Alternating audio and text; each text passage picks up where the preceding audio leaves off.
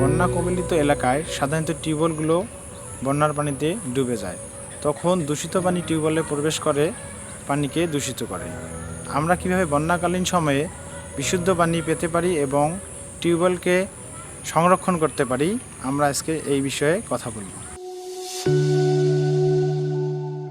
যখন বন্যার পানিতে টিউবওয়েল ডুবে যাবে, সে স্থান যদি বসবাসের অনুপযোগী হয় বা স্থান ত্যাগ করতে হয়, তাহলে আমরা টিউবওয়েলের পাইপের মুখ বন্ধ করে পানি সংরক্ষণ করতে পারি।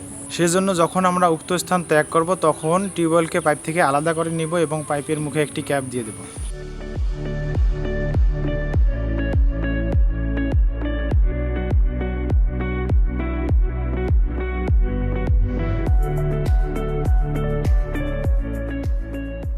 যদি ক্যাপ না থাকে তাহলে পরিষ্কার কাপড় এবং সেই সাথে ভালো পলিথিন দিয়ে পাইপের মুখ সুন্দর করে বেঁধে নিব, যেন বন্যার দূষিত পানি পাইপের ভিতরে প্রবেশ করতে না পারে। বন্যার পানি নেমে গেলে বা চলে গেলে আমরা পাইপের মুখ থেকে কাপড় বা পলিথিন সরিয়ে নেব এবং টিউবওয়েলটিকে যথাস্থানে ভালো করে লাগিয়ে দেব।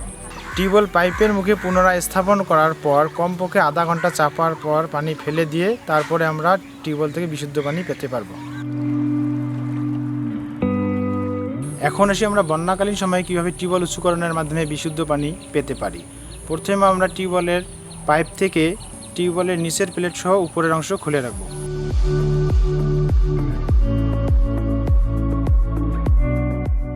তারপরে টিউবওয়েলের নিচের পাইপের অংশ থেকে সকেটের মাধ্যমে এমন একটি পাইপ সংযোগ করতে হবে যাতে বন্যার সময় পানির লেভেল থেকে টিউবওয়েলকে কমপক্ষে 6 ইঞ্চি উঁচুতে রাখতে পারে।